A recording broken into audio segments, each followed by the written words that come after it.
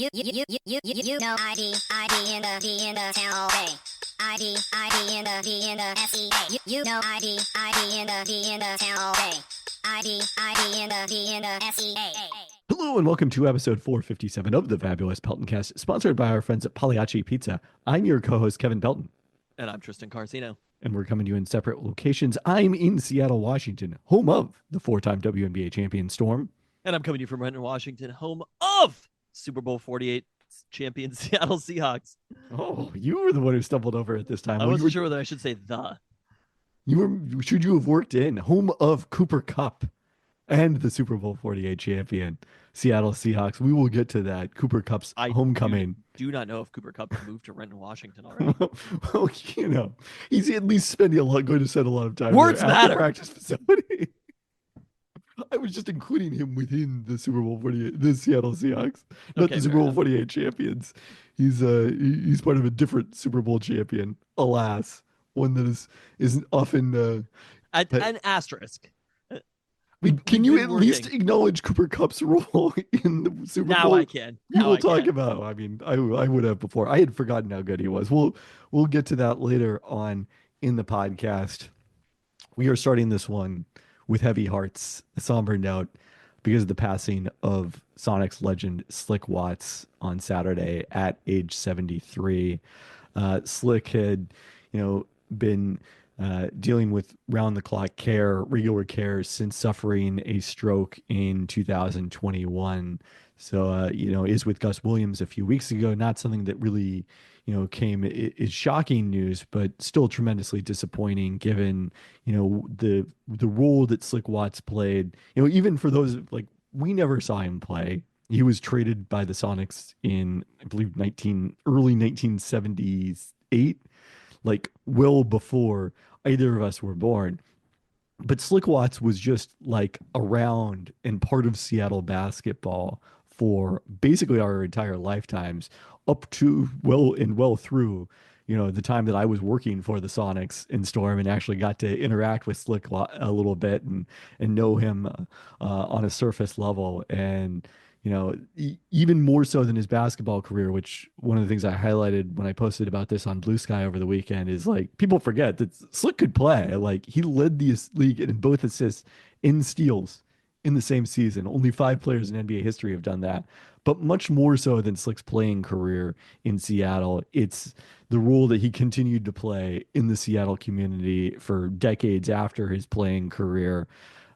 Teaching PE in the Seattle School District, primarily at MLK Elementary in Rainier Valley, and then a fixture at Sonics games, and then Storm games as well. And Can you just, imagine if Slick Watts was your PE teacher?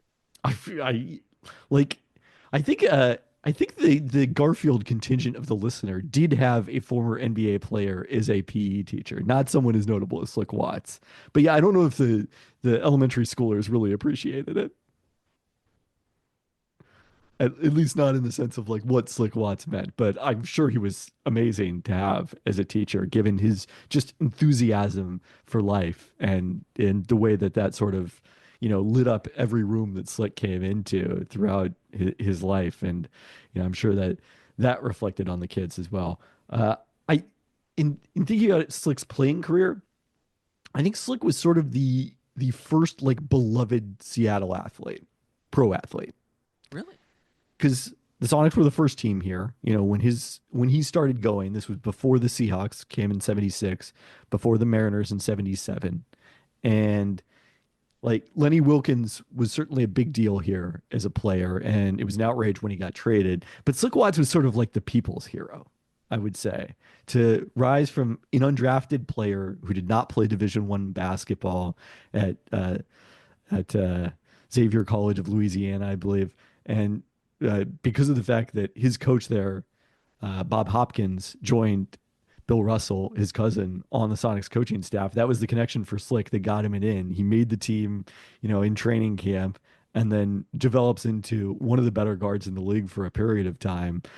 Sadly, his Sonics career ended before kind of the team rose under Lenny Wilkins, his coach, to go to the finals back-to-back years and then win the 79 championship. But before that, Slick was maybe the most popular figure, I think, in Sonics history.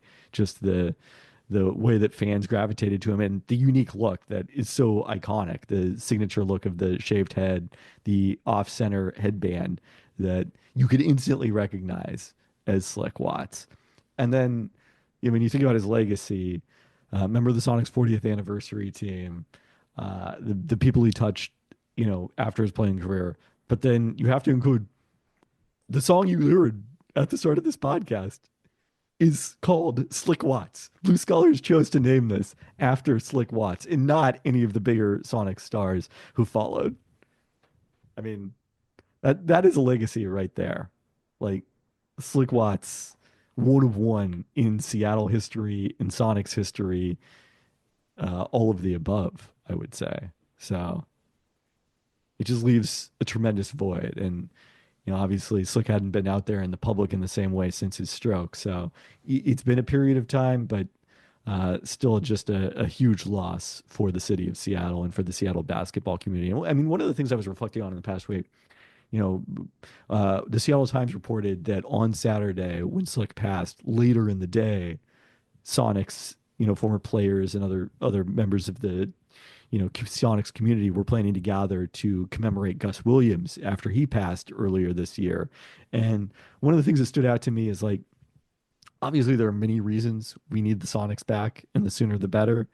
But one of them is there's no organization to really remember these figures. I'm sure the Storm will have a lovely tribute for Slick and presumably for Gus Williams as well when their season begins in a couple of months here. But like the Sonics should be wearing patches, to commemorate these players. There should be a moment of silence at their games and an opportunity to remember these people. And that's one of the things you lose when you don't have a team in Seattle. Do you, on a personal level, you had a bit of a relationship with him as well? Do you have any personal stories about Slick Watts? There's no stories necessarily. Like I said, it was just kind of, the way that he always lit up the room. And as I posted on Blue Sky, the bizarre fact that I judged 2 Storm halftime dunk contests with Slick Watts, sitting right next to him, someone who was an NBA player who led the league in assists and steals, and then me, was pretty hilarious in retrospect. Uh, but Slick was just awesome to hang out with and be around, and it was always a great time. So he again certainly will be missed and leaves a huge hole in Seattle sports. All right, well, let's talk about some happier news, starting with UW women's basketball. Heading to the NCAA tournament for the first time since 2017 is the first time that we are enjoying March Madness on either the men's or the women's sides at UW since 2019. And the selection committee spared us too much drama on the selection show. They were part of the second bracket that was revealed here. The second region that was revealed here is an 11 seed heading to the first 4. Well, they will take on Columbia out of the Ivy League on Thursday at 4 p.m. Yeah, so what do we know about Columbia? Had to do a lot of research. I had paid a little attention to last year's Columbia team because they actually had a WNBA prospect on their roster in Abby Sue, who was drafted by the Connecticut Sun. And remarkably, despite losing her, she didn't play in the WNBA last year, but will be in training camp this year. Columbia was even better this year and is one of 3 teams from the Ivy League in the NCAA tournament this year. There were 2 last year. They made it as an at-large. They're an at-large this year as well. They were the regular season champs of the Ivy at 13-1, the first time they have ever won the league outright. Beat Penn in the Ivy Madness semifinal, but then lost to Harvard in the final after splitting 2 regular season meetings with the Crimson. They swept Princeton, which was also an at-large selection. They lost in the semifinals. Besides those 2 Ivy teams, played 4 other tournament teams this year, going 1-3 with a win over Florida Gulf Coast and losses to Indiana and Richmond at neutral sites, and then a loss at Duke. Honestly, maybe this is a good thing for our country that there's 3 Ivy League schools and is not Liberty in the women's NCAA tournament. Liberty may also be in the women's tournament. I'm not sure on that one. It's their second consecutive appearance in the first four. They lost to Vanderbilt 72-68 last year in Blacksburg, Virginia, with Sue shooting 3 of 14 from the field in her final game. They do return 3 other starters from that team, 5 total players from last year's NCAA tournament team. And so they've got the experience advantage in the NCAA tournament. No Liberty UW is players. in there. They are. Yeah. I thought so. No UW players on the roster have ever appeared in an NCAA tournament game. So Wow. it's only Coach Tina Langley who has any NCAA tournament appearance going with Rice in her final season there in 2019. Has a UW team ever played in a playing game? I believe this is the first four appearance for Okay. UW. I was trying to remember if the men did, but I know that they were in that territory a few times, but I don't think they ever were. No, I mean when they made it, they were either comfortably in, or when they were on the bubble, they were they were the comfortably in, or when they were on the bubble, they just didn't make it and didn't make the NIT either. Yes. With the year that they played Marquette, I thought that they were an I 11 seed. guess they might have. Yeah, they were a 10 seed that year because they Sure. New Mexico was a 2 seed that they beat. I'm very confident of that. So I can double check it, but I'm very confident that they were a 10 seed. I'm trying to remember. That was 2010. Oh no, they were an 11 seed. You're right. New Mexico was a 3. Okay. But no, they did not play in the first four in that situation. And so the men played the first four in Dayton, and then you go from there to your respective sites. In the women, they just play the game at the same location as you'll be playing the one of these 16 sub-regionals. So in the Huskies case, that's going to be in Chapel Hill, North Carolina, where they'll be taking on Columbia. So a long road trip for the Huskies. Thankfully, I guess one of the upsides of being in the Big Ten, they have a lot of preparation this season traveling across the country and were remarkably successful on the road in Big Ten play. And So what is the expectation? Is there a point spread for this game versus Columbia right now? last I saw, Huskies were 1.5 point favorites. So Columbia, a pretty balanced team. They led the Ivy in offensive rating, finished second in defense. Their only real weakness is opponent effective field goal percentage. They allowed opponents to shoot 47% on twos. They have no active player on the roster taller than 6 foot, or no active player taller than 6'1", and ranked 318th nationally in blocks per game. Wow. So this is a game where Delia Daniels, number one, needs to stay out of foul trouble, and number two, needs to eat in the paint against the smaller Columbia team.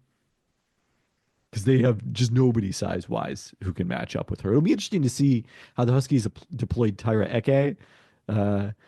She started most of the year alongside Delia Daniels, a pair of kind of traditional posts, and then about midway through conference play, coinciding ultimately with when the Huskies got hot down the stretch, they started going typically to smaller starting lineups, rotating a few players through that fifth spot, but usually putting a shooter out there instead of Eke in the starting lineup. It'll be interesting to see how they handle that one here. I think that's a question mark. Uh, Columbia is excellent at forcing turnovers and avoiding fouls. They also dominated the offensive glass, rebounding 43% of their missed shots, third best in the nation. So that's going to be an interesting one. Obviously, a lot of that is against Ivy opponents that are Yeah. much smaller than they're facing. I was going to say, how are they able to do that with that kind of size? It's just not, they're not playing a Big Ten schedule. They are not playing in the Big Ten schedule, suffice it to say. But that's an interesting one. The Huskies are actually below average on the defensive glass. So I'm curious to see whether they can keep Columbia off the offensive glass. Sophomore Riley Weiss is the player to watch on offense. She was an all Ivy pick. Has averaged 17.8 points per game in first season as a starter, attempting 8.1 threes per game at a 37% clip. So got to find Riley Weiss behind the arc. On defense, you want to watch out for Kitty Henderson, the Ivy Defensive Player of the Year, after averaging 2.4 steals per game. And somehow she also led the offense team in offensive rebounding from the point guard spot at 2.6 per game. Basically, everybody but Weiss, their designated shooter, crashes the glass. So that's part of how they do it, is by committing. So, yeah, I think the Huskies are the favorite in this game. They are not an overwhelming favorite. Like, Columbia was certainly a perfectly deserving choice here is an at-large, even if perhaps not quite as strong a resume as the Huskies. And basically, it was inevitable that they were going to have to face an Ivy team because the first four, both games, include an Ivy team, and they can't play each other. I mean, many of the last teams who made it in the tournament are Ivy League teams, right? You Well, said it was Harvard who won the Ivy tournament, and they're a 10 correct. seed. and then Princeton and Columbia. I mean, they're kind of down there as the lowest. Yeah, no, I think they might have been the two last teams in the field. I haven't checked what Nate Silver's model has, which I think is pretty good on the for the college tournament. Huskies are in Birmingham Regional 2, and so so that's interesting. So Nate Silver's model is the one that really accounts for travel, and that has Columbia as a slight favorite in this game. Really? Okay. I mean, it's 52-48, so it's a toss up here. But that's probably one factor in why, even though the Huskies generally rate better by the advanced stats models, perhaps an explanation of why the point spread is generally a little bit lower than that Being would very necessarily imply. triggered by going to natesilver.net to the Silver Bulletin right now. 50-50, you say, Nate. Oh no, It's been a while since I've been here. Oh dear. Oh Complete dear. toss up, huh? Yeah, so that definitely is based on the travel because the Huskies are rated 39th overall. Columbia's rated 42nd, which is pretty close to where they are, I think, in most of the advanced metrics that I've seen, Bart Torvik and the like. Are I all know these you love public, by the way? I know you love a Bart Torvik. Oh, Bart Torvik's my guy. I'm not sure about that. So if the Huskies advance on Saturday, they will take on West Virginia. That game would be I mean, either way, the game, West Virginia will be playing at 11 a.m. on ESPN News. It's a brutal matchup. Is the number 6 seed. West Virginia is ranked ninth on Bart Torvik, dramatically higher than the host and number 3 seed North Carolina, which is 21st. They are the lowest seeded team in the Bart Torvik top 18. And the reason for that is they excelled at blowing out lesser foes, but were 3-5 in quad one games, with 2 of those 3 wins coming against Kansas State, which rated very well overall.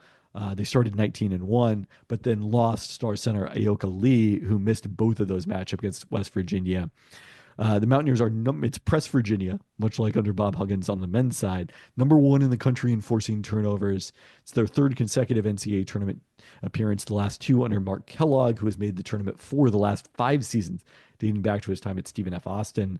Got his first win last year when they beat number 9 seed Princeton before losing to Iowa in round 2. West Virginia is led by dynamic guard J.J. Quinterly, who's averaging 20.6 points, 3.0 steals, and was the Big 12 Defensive Player of the Year. So Huskies, if they advance, could face 2 conference defensive players of the year in as many games. And if the Huskies somehow get through all that, host North Carolina is making its 5th consecutive NCAA tournament appearance under longtime Ivy coach, fittingly, Courtney Bangert, has lost in the second round each of the last 2 years, UNC after making the Sweet 16 in 2022. But this is the Heels' first time hosting since 2015. And obviously that's a huge advantage on the women's side that just doesn't exist on the men's side to the same degree, where you can't play on your home court in the NCAA tournament. Yeah, I mean, it is sort of the structure is basically you have to win 2 games for the privilege of playing North Carolina and Chapel Hill. And it's just not going to happen, right? Like the chances of. I mean, I wouldn't say it's not going to happen. The Huskies have. They're not going to beat North Carolina. Like the amount of things, the percentage chances that have to happen 1, 2, 3. I don't want to get there. Yes, that's the real reason. But you could have said something similar about them getting into the Final Four in 2016, and they should, they had to win twice. Had to win on a road site against, I believe that was Maryland that year, just to get to the Sweet 16, and then had to beat Stanford to get to the Final Four. Like, it was a pretty unlikely series of events. So I'm not going to rule it out, especially because the Huskies have shown the ability to be competitive with the best teams in the country. But yeah, it's certainly a long shot given everything that's going against them. I mean, if you wanted to view it a little bit rosier, West Virginia is probably way underseeded per Bart Torvik. North Carolina is a little bit overseeded. Correct. So if those 2 things even out to 2 teams that are appropriately seeded, if both teams probably should be 3 or 4 seeds, something like that. I mean, I guess if they're 21st in Bart Torvik, they should be like a 5 seed, right? North Carolina. Or I guess it's 6 seed, right? Yeah. So if you're viewing it that way, then, but is still the home court advantage matters so much. And UW is having to travel so much farther than all 3 of these teams. Obviously, North Carolina not traveling at all. Amusingly, if it does turn up to be an upset, If North Carolina gets knocked off in the opening round, you know who they're playing. Who's that? Oregon State Hello. could be a Pac-12 reunion. Oregon State is a 14 seed after Did they win the winning West Coast the Conference? inaugural WCC tournament. There we go. Yeah, they needed to. Like they were I mean, not if a they're strong team over 14 the course of seed, the for season. sure. It's still a little strange seeing that. Like even looking at the West Coast Conference, the men's talking about, I was like looking at teams that had beaten Gonzaga, and I'm just like, it's so strange to see these teams in here. It doesn't quite sit right. All of the teams that are in the Big Ten make sense to me, but those teams being the West Coast Conference doesn't quite work. Do you think that the women's tournament is seeded a little bit more confusingly than the men's tournament? Oh, 100%. Statistically? Yeah. Like, is it because They have not been shamed into it the same way that the men's committee has. the men's committee has been shamed into basically using stats Yes. to influence, and Ken Palm, obviously, to And it's also influence the just how they're like, seeding. and this is, a large theme in men and women's sports. Like the data has been so much more readily available on the men's side than the women's side. Now there's a lot more data on the women's side. Her Hoop Stats has been operating for a number of years. Sports Reference getting into the women's side of things, and then Bart Torvik adding an equivalent. But I still don't see, even though wins above bubble is a concept, you don't necessarily hear people talking about barttorvik.com on the men's side. So you don't necessarily have to dig as deep as you do still on the women's side, I would say. The one thing that offends me about both of these is there's one team that is massively overseeded in both tournaments. Oregon? The team from down south. A 5 seed, 38 in barttorvik.com, and a 5 seed. Are you kidding me? Oregon is very ripe for an upset, I would say. Unfortunately, it's against Liberty. But on the women's side, I don't think they're overseeded. They're a 10. If the Huskies, UW's better. UW is better. I don't think I don't think UW is better, but I definitely don't think UW has a better resume. Now, had UW lost by 1 in Eugene, it was Deja Kelly made a shot at the end of that game. If UW had won that one game, I think they would be the 10 seed and Oregon would be the 11 seed playing in the first 4. So those are the margins. Those are the margins. But it probably doesn't matter for anybody. It's a thing to be angry about for like 3 days. I mean, it's just exciting to have the UW women in the tournament, to have a UW basketball team as part of March Madness. We've been shut out of this for so long. So again, Thursday at 4 p.m. Possibly some extra basketball too. That is the upside of the first 4, and additional revenue units since those wins count. Additional revenue units. Cool. It's not as exciting to you as that sweet team control. No. You know, I love that team control. Oh, I gotta have that team control. Wow. Additional revenue units for the University of Washington? They're really strapped for cash. I mean, the athletic department is not doing that well financially, I wouldn't say, but they are doing that well financially. The athletic department is spending a lot of money. I'll put it that way. I am here to say they are doing that well financially. Everybody's doing that well financially. And most importantly, the athletic department mostly is doing that well financially. More than anybody else. Have we had I don't, are we going to talk Husky men's basketball? I haven't even opened the notes. Yes. Okay. I want to have a referendum on this. Not a referendum, but I want to have a discussion about the season because we just ignored them because we had so much else to talk about last week. But now I want to stick. So much else to talk about. What do you mean? We definitely wanted to talk about them. Oh yeah. But we just had too many other things to get to. I do have some thoughts. But we're going to stick with happier UW news as we round out our toast with a congrats to UW's twin pole vaulters, Amanda and Hannah Mole, who finished first and second in the NCAA championships in Virginia Beach. Both jumped 15 feet 5 inches, but Amanda won by virtue of needing fewer attempts. Is this a new thing that we're toasting to, or did you forget that we've already done this toast? No, that was the Big Ten championships. Okay. This is the NCAA championships. This is the real official. Now Amanda Mole is the NCAA champion. She had the NCAA record. Now she's the champion. Didn't set a single NCAA record in this meet. So, a bit of a disappointment from that standpoint. Does she already have the NCAA record? Correct. But she had so previously set it twice this year. So, Can't all be winners. you know, women's track, but still, I mean, the two best pole vaulters in the country, excluding nobody, are twin sisters from Olympia. It's kind There of we wild. go. Uh, women's track finished fourth overall in the NCAA indoor championships. So again, it's just we're a fast school. What can you say? Some schools down south just aren't as fast. Fast at paying off some committees. I don't think the debate we're not. That was a case where the advanced stats did not get taken into account. All right, should we talk about the Seattle Mariners? Oh, absolutely, we should. We are Next a week away. Hot From- takes will return next week. Is it now a tradition that for opening day you have to declare no holes every season? Although I guess only if I look around and see no holes. I guess it didn't end well in 2023 when you declared no holes. So maybe you shouldn't do that. Maybe that shouldn't be the I tradition. think this opening day lineup is gonna look a lot better than that opening day lineup. I think it's going to look somewhat better. I don't know if I'd go so far as to say a lot better. It was more than no holes in particular because there were many good hitters in that lineup. No holes. There was one Tommy Listella sized hole Unfortunately. in that lineup. Life came at you fast when you realized Tommy Listella was DHing for the team. But Randy Rosarina now, like, I'm I excited think for a full people season of it. are forgetting that Randy Rosarina is on the team.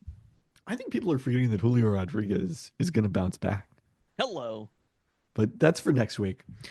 For now, some news. Logan Gilbert has been named the opening night starter in place of It's Luis a Castillo. little bit difficult. Like Logan Gilbert, I think has been anointed as the best Mariners starter. I'm not sure if that's statistically the case. I think Brian Wu might have been the best starter on the team last year statistically. On a per inning basis, without question, it was Brian Wu. Didn't have the same amount of innings as anybody else. I was looking at, I think there's like, maybe it was MLB The Show rankings of top starting pitchers. And I was like, Logan Gilbert's the one, which I think is fine. I'm not necessarily disagreeing with it. But if you look at those 5 starters this season, we could end the season with any order of them. Do you know who had the most WAR among Mariners starters last season, according to Baseball Reference? The B Was it WAR. Bryce Miller? It was Bryce Miller. That's what I'm saying. Like Luis Castillo was 5th out of 5. But I think there's a chance that Castillo is still, like, if you ask me who the best starter is in the Mariners, ignoring stats and everything, just from watching them pitch, I think George Kirby is the best starter. I think George Kirby is the best pitcher on the Mariners. And I think Castillo might be number 2.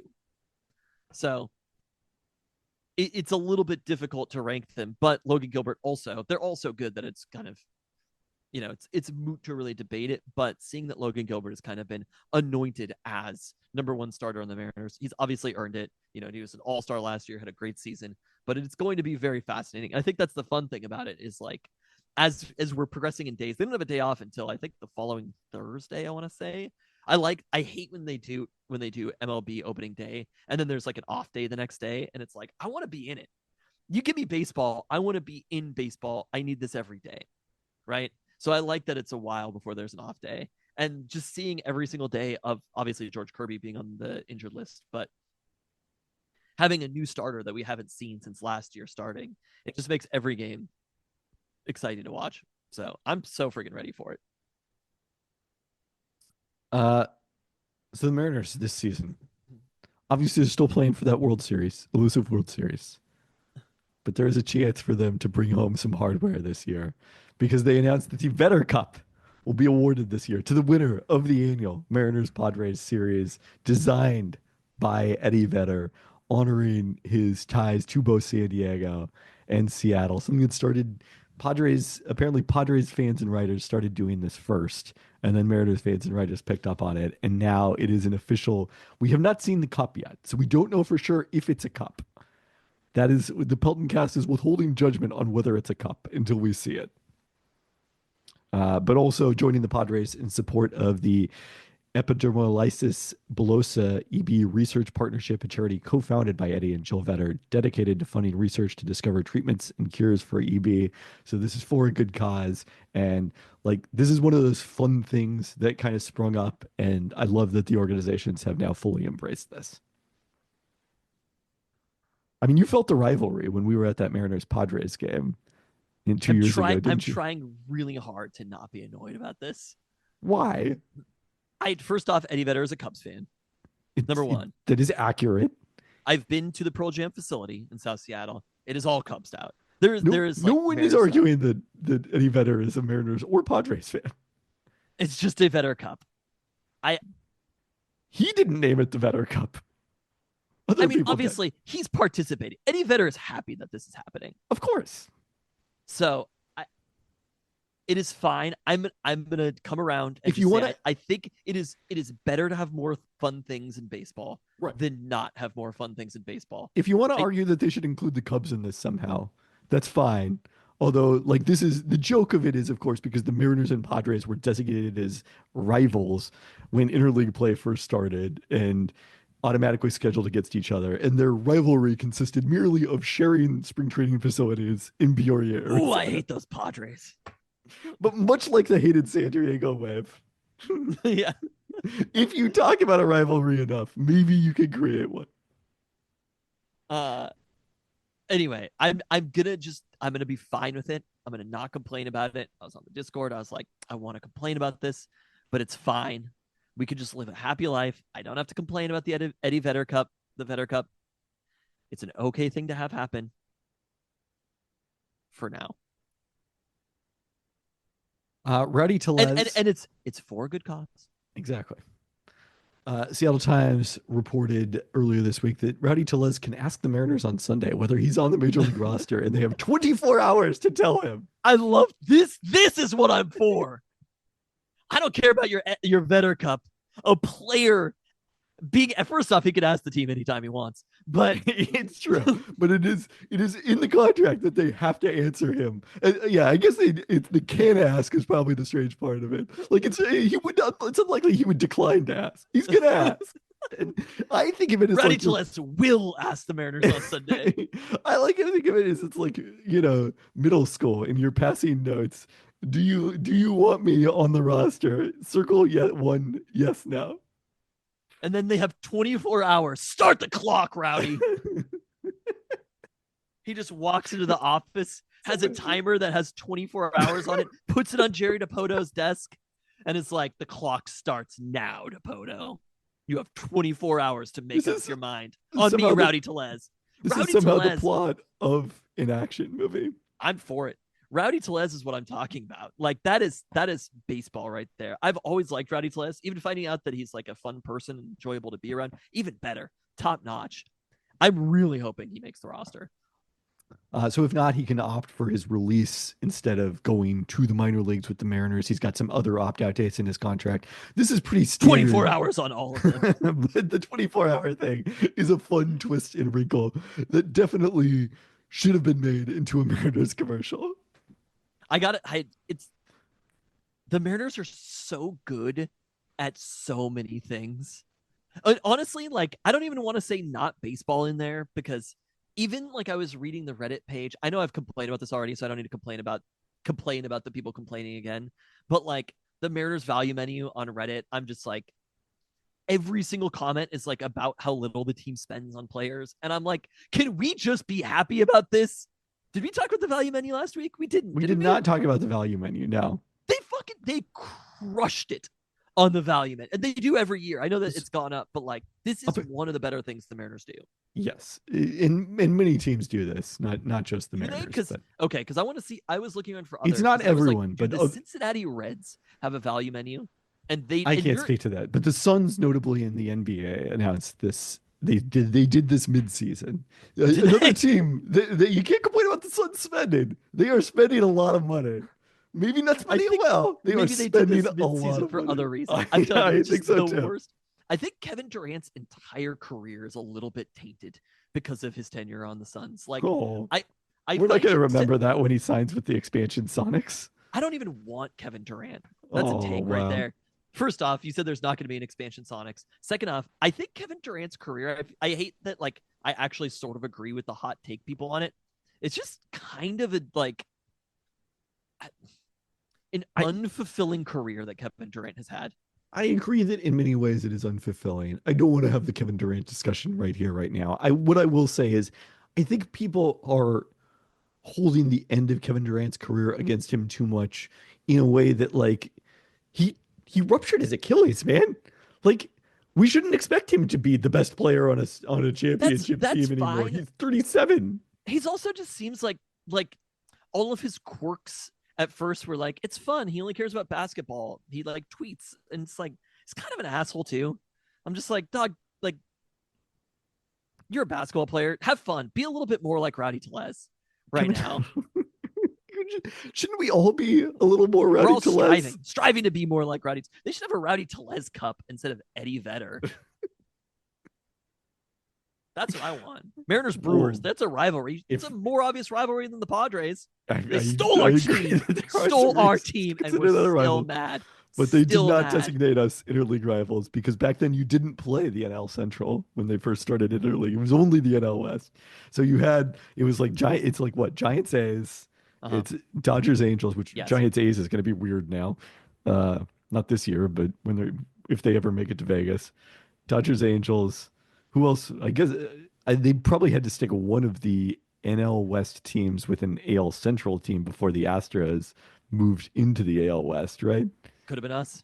Well, an NLS team with an AL Central team. You're Yeah, saying. because there was only So it's four AL West Astros teams and back then. But it was I don't know who the Rangers natural. I probably was it the Astros? No, I guess it had to be someone in the NL West. Maybe Diamondbacks,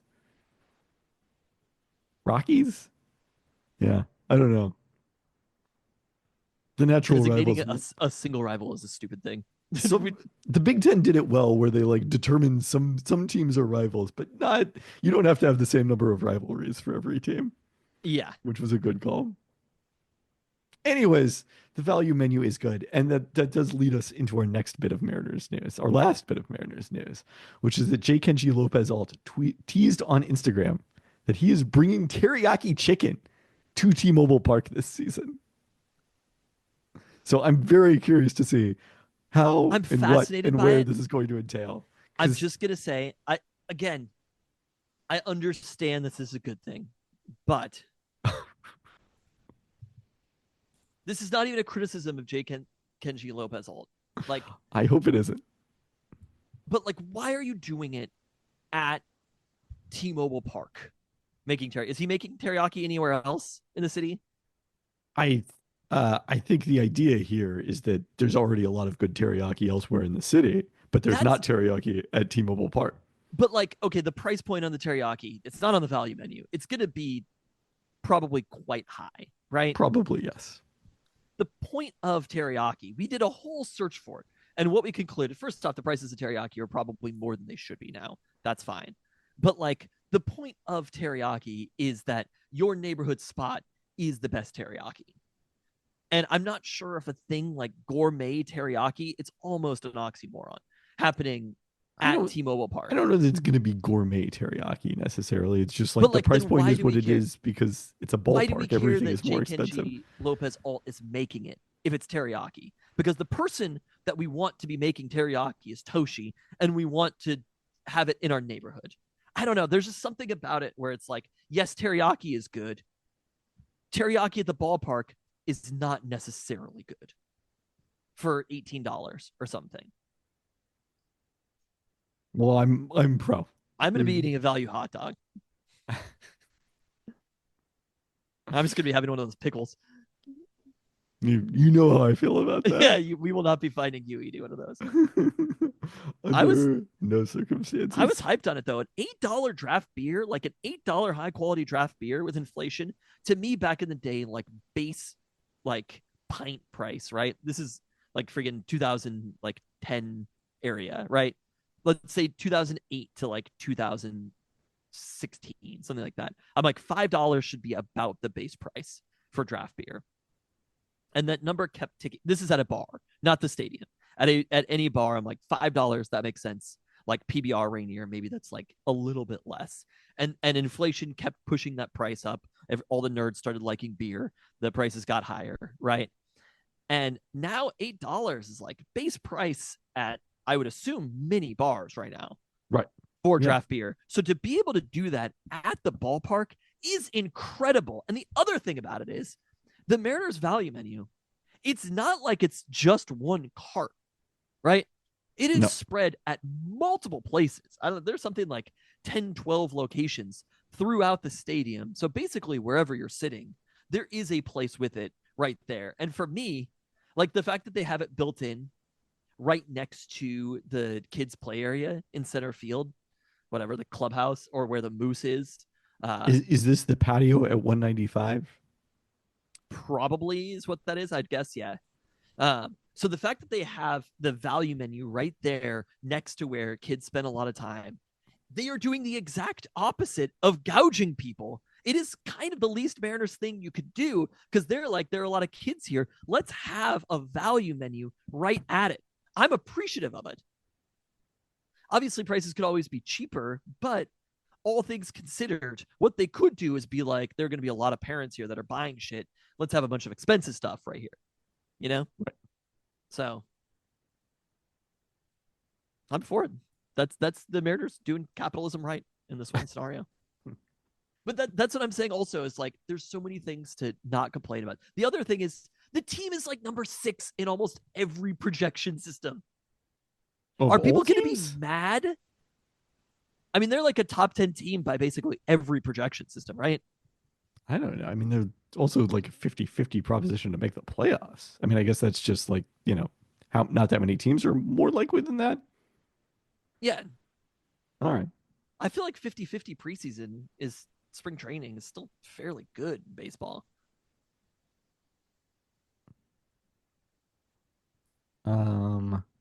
Yeah, I guess the AL East does not project nearly as strong as I did I'm looking at the Pacoda projections. The Mariners have the 6th best projection in the AL, Okay. but it's like basically the same as Minnesota. Are people going to be mad when the team is good now? I don't think so. No. If the team is good, they will not be mad now. Oh, there's no if. No holes. No Whoa, holes. Jesus. Save it for next week. It's really, I've set myself up. I feel like this is the first time period that I've been like a Mariners fan since the 90s. And I have really set myself up for just to be crushed by this season. I am not planning to get crushed by this season. I'm just like, they've got Eric Bedard now. They can't lose. They do have the 3rd best playoff odds at Fangraphs. Again, it's a very narrow 3rd best in the AL. In the AL, yeah.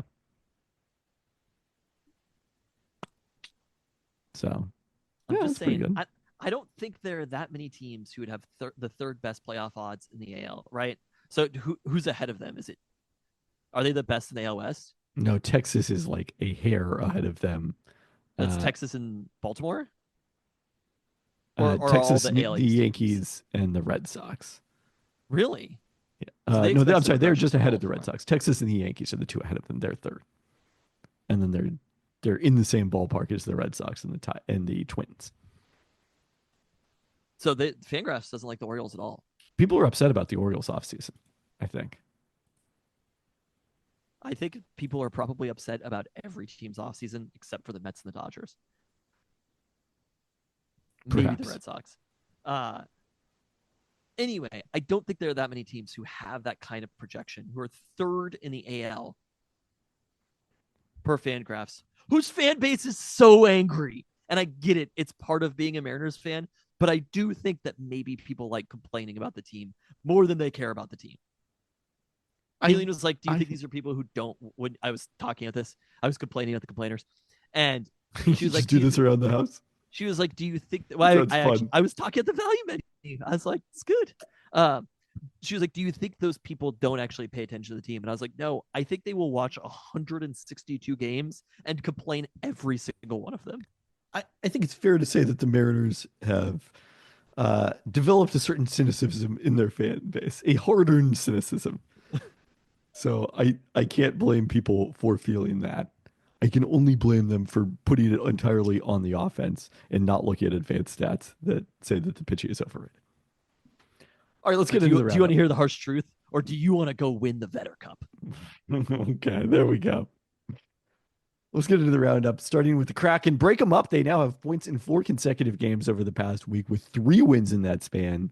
Encouraging to see young players at the center of Tuesday's win in Chicago. Matty Beniers and Shane Wright combined for 3 goals and an assist in their 6-2 win over the Blackhawks. News not so good for the Seattle Sounders. No surprise, Paul Arriola officially out for the season due to an ACL tear in his left knee. Wish him well in his recovery and, hopefully getting back on the pitch in time for the 2026 season. Good news is at least, this is early enough that it shouldn't linger into 2026. But, he was off to a terrific start alongside Jesus Ferreira. And a key offseason addition, and now unfortunately that's over for this season. Jordan Morris is expected to miss 4 to 6 weeks with a hamstring strain that he also suffered in that loss at Cruz Azul, and then Pedro de la Vega expected to miss 3 to 5 weeks with a quadriceps strain that prevented him from traveling. So, another in a series of muscle injuries for de la Vega since the Sounders acquired him as a designated player. And then on top of them, they also played without Brian Schmetzer. Schmetz is out. He was out due to illness, and Yaimer Gomez Andrade for personal reasons Saturday at St. Louis SC. Both of them are expected back this week, but without them, the Sounders managed just 1 shot on goal. I love that you included Schmetz as without them, they managed 1 shot on goal, as if I don't know who was coaching instead was just like, I don't know, don't shoot at the goal. Schmetz is a comforting presence on the Schmetz was sideline. like, we're gonna shoot it at the goal this game. The other coach was like, I don't know, pass the ball around. Have some fun out there. Like Orange slices at halftime.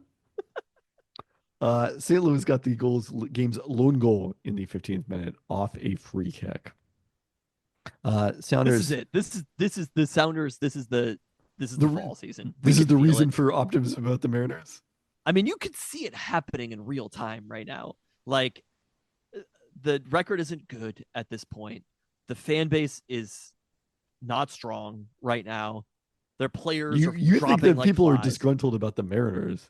People are way angrier at the Sounders, I feel like. I mean, there's not enough fans for it to register in the same way for the Mariners, but correct. And also, but it's more preposterous given that they went to the Western Conference Final literally last season. The Sounders, yeah. Oh, it's such a spoiled fan base. They've needed this for a while.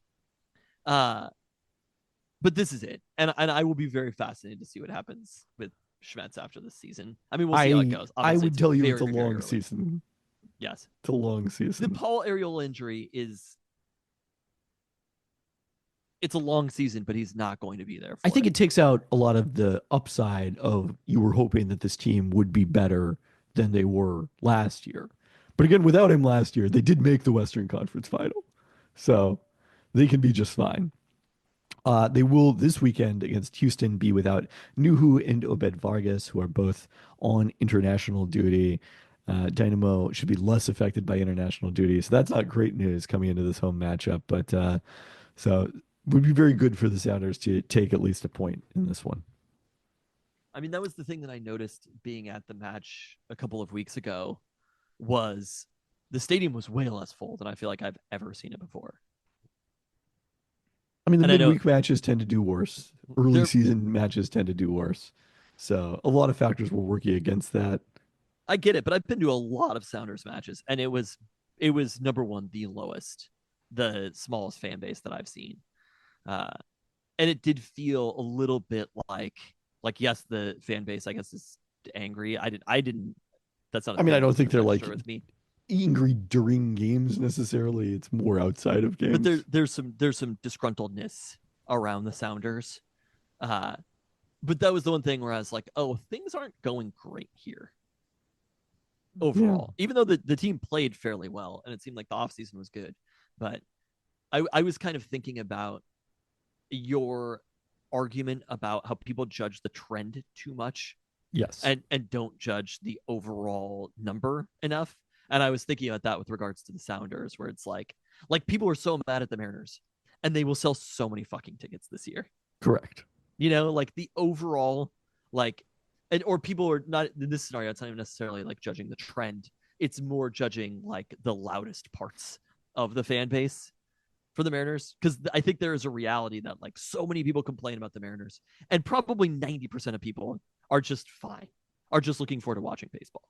But there is that 10% that is so loud and also so annoying about the Mariners spending. They're not wrong necessarily, but it's just like, got it.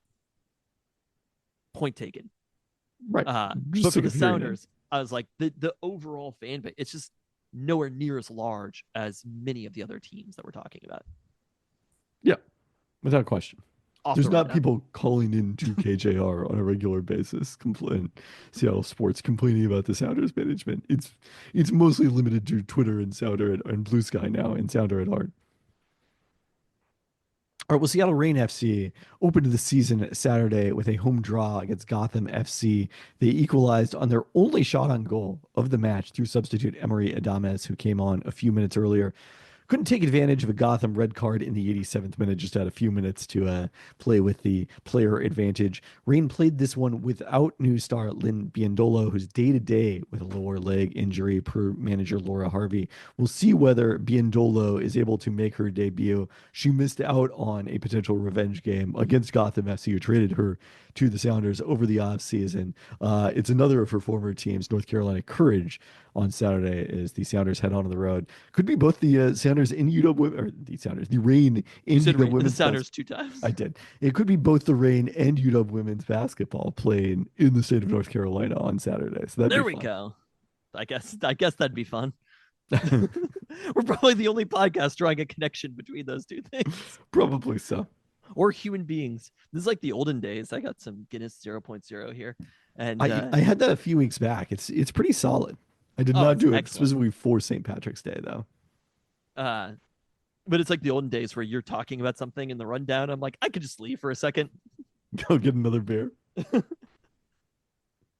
Those were the days. UW softball lost 2 of 3 to the number 8 Oregon Ducks in their first Big Ten series.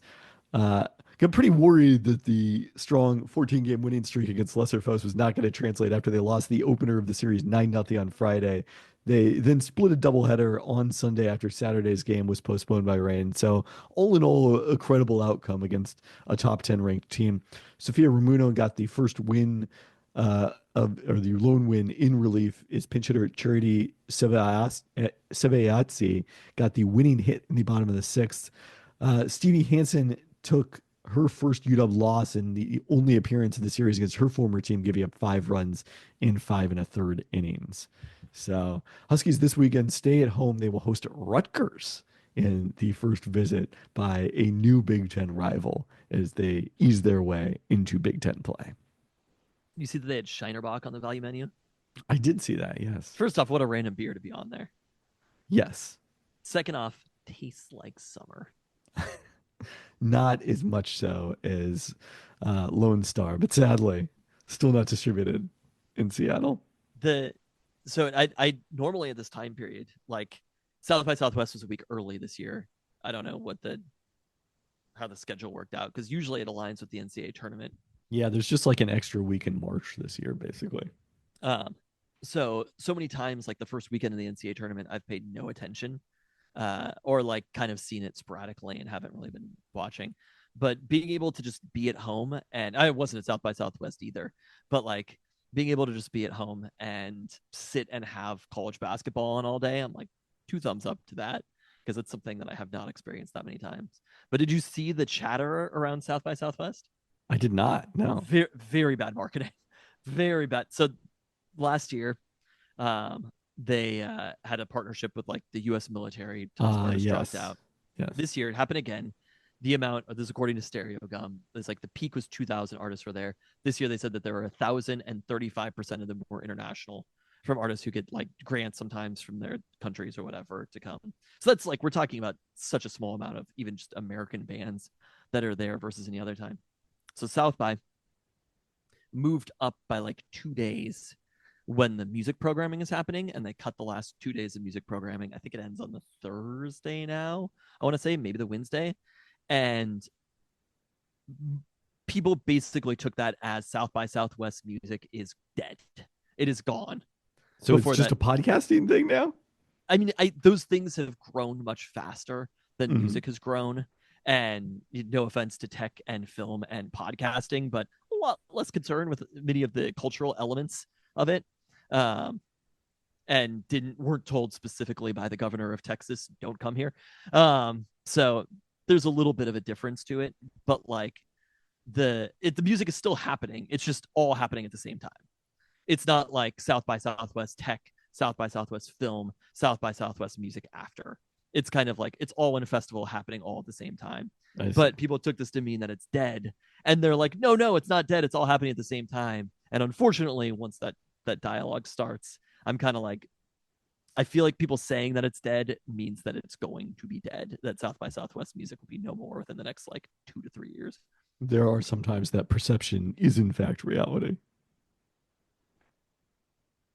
Well, should we talk about the perception and the reality of the UW men's basketball season? How's that for a segue? Beautiful. I think perception and reality are exactly the same. Yeah, they're probably pretty close on this one. We didn't talk about it last week. Or maybe we just mentioned the games. They lost to USC, lost to Oregon. Did we? I don't think so. I think I skipped it unintentionally.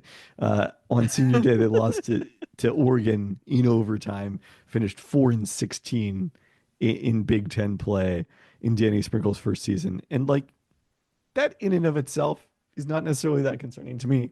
What I did not feel great about was this quote from Danny Sprinkle after the game.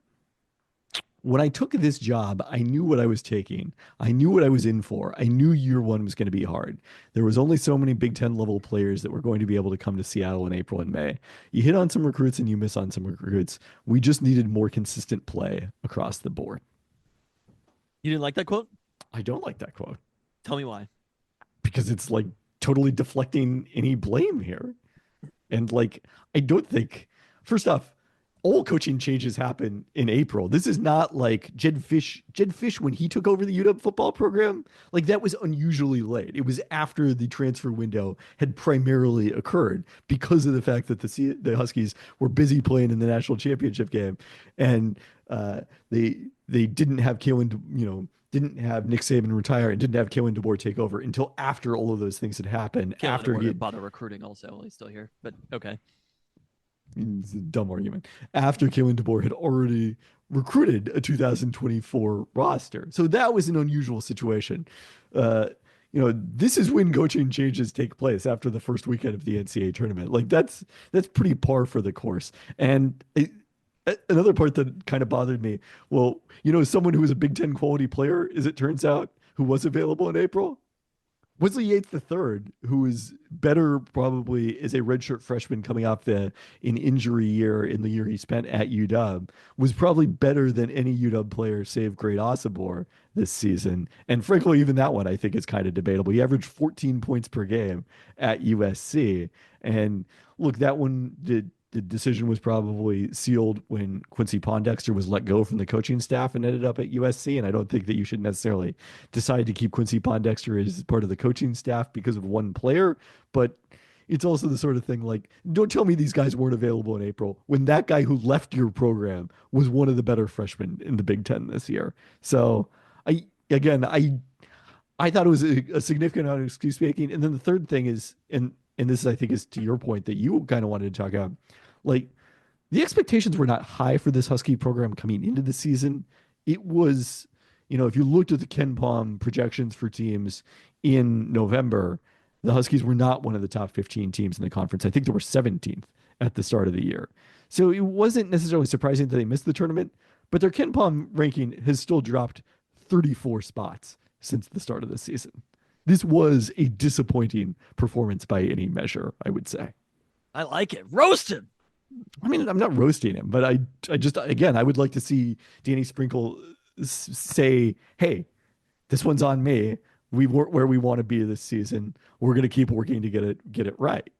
Tell me what the deal is with Wesley Yates III. So he was committed to UW. He was not committed. He was at UW all of last year. He didn't play due to injury. Was injured last year. Yeah, I mean, he was the last season a big time recruit. We were very excited about him, but unable to play in the Mike Hopkins era. And then he was somebody who Quincy Pondexter presumably recruited. Well, Quincy Coupon goes- Pondexter is related. I forget what the technical relation is. So Why then do we know the mechanisms for Danny Sprinkle not bringing Coupon back? no, but I mean, I certainly grant him the right to choose his own coaching staff. Fair enough. It's so funny that that's your perspective, because for me it was kind of like what is the point that you said I was going to make? Well, that I think that you thought that this season was a disappointment. I guess so. Yes. I think I expected the team to be better than they were, and I was wrong. Yeah. I expected Great Osborne to be better than he was, and I was wrong about that. Great Osborne is not a Big Ten basketball player. He's a Big Ten basketball player. He's not a Big Ten go-to star. Yes, he's a Big Ten basketball player, of course, but like he's not a star in the Big Ten. He's a little bit undersized. His skill set, his finishing just isn't the same. Like it's different than playing at Utah State. I mean, but the thing is, like, if you looked at the advanced stats, as we did when Great Osborne transferred here, they suggested that the hype around him exceeded his actual production at Utah State. I'm not going to be that critical of Danny Sprinkle because number one, it was his guy, and number two, again, Kentucky, I don't know I can't remember what the full list of programs that was in on him was, but like a lot of other programs believed in him too. By the way, that's another program. Mark Pope took the job the same time Danny Sprinkle did. It turned out Kentucky did not finish 4-16 in league play. I feel like I'm kind of in the giving Danny Sprinkle an incomplete right now. I mean, that's obviously the right. I'm not saying that it's like this is never going to happen, but I would say I was hoping it was going to look better than this in year one. And even if they didn't necessarily have the players, particularly in the backcourt, that there was going to be more of a structure and you were going to see, well, this is how it's going to look when you improve the talent. And I don't know that I saw that this season. I don't think there was any of it. I mean, yeah. It was kind of an oddly assembled team overall. I get it. When you're assembling a team full of transfers, it's a little bit difficult to put together a team exactly the way. But that's what this is. That's what college basketball is. It's always going to be a team full of transfers. They do have, a strong recruiting class coming in. Nico Bandalo and GJ Mandaquit, two top recruits. So I think they will look to emphasize that more, I think, going forward. Whereas this year, Vazumana Diallo was the only incoming recruit who, factored into the rotation, really. I will be fascinated to see what things look like next year, given those two things, and given we have no idea who's going to be on the team, right? Of course. There's going to be 8 players that are not on our radar right now who are going to be on this Husky basketball team. So it's a really difficult thing to judge. And this offseason, what Danny Sprinkle is doing right now, there is groundwork that's laid earlier than just that time period of when the transfer season happens or whatever. Like, I do think Danny Sprinkle will be more successful in, I want to call it the transfer market, because that's ultimately what it is, right? Sure. In the portal, the transfer market, I think he's going to be more successful in the transfer portal this year than he was last year. And I think he probably understands. It's just some of the coaches who've been really good coaches who've moved up levels, like Danny Sprinkle has fairly quickly, have been pretty good pretty quickly, right? I mean, Danny Sprinkle was at Utah State. I would be lying if I didn't say part of what's interesting to me is that Utah State has now just rotated through all these different coaches and just been equally good the whole time. Or, they were really good under Ryan Odom, I guess, statistically 2 years ago when they were 28th in Ken Palm, although they only got a 10 seed. They were an 8 seed under Sprinkle, had been very good under Craig Smith, who then washed out at Utah, where he got let go this year. And then this year, good again under Jared Calhoun. They're a 10 seed in this year's NCAA tournament. So, I don't know that that's necessarily a knock against Danny Sprinkle, but the whole idea that he kept this team competitive after taking over as a new coach. Jared Calhoun did the same thing this year. When Ryan Odom also, right? He's in the NCAA tournament in year 2 at VCU, right? Yeah. Did you say TCU? VCU. Yeah. Okay. By the way, Louisville was one of the other finalists for Great Osborne. I went and looked this up. That's not the issue. Is not that Great Osborne isn't a good player. No. But Louisville is an NCAA tournament team after the year before, the team that Pat Kelsey took over went 8-24, 3-17 in conference play. Like that's not what UW was. UW was in a better position than that. Okay, so let's say that Danny Sprinkle, it is incomplete as far as what he will be long term. Of course. However, the window for Danny Sprinkle of where can he get to as a head coach, right, with this program, it probably shrunk after the season. Because if he was as good as some of those coaches we're talking about, they would have been better this year, right? There would have been more that we would have seen from the structure of the offense, from coaching, etc. It would have seemed like the team got better. Like the team gave up at the end of the season. You know, like I don't like necessarily when people say that, but that's a reality. Those last handful of games, you know, what did they get obliterated by USC? They didn't start good and they didn't finish good. I think the road games, yes, they got out of hand. Now, again, they did take Oregon, a number 5 seed, to overtime on senior day. Okay, so they played a game. They played game. But like the two USC losses were very brutal to have both of those, and probably shouldn't have lost either. And then especially with Wesley Yates the third on that team. Like I think the window, the ceiling, the floor has probably gotten a little bit lower at Danny Sprinkle, and the ceiling has shrunk right now. Yeah, I think that's probably true. So it is still an incomplete, but I do think it's funny because he's always going to kind of, you're going to view him in opposition to Jed Fish. And like the Huskies ended that season, even though they lost, the Husky football team, even though they lost their last game, like lost 2.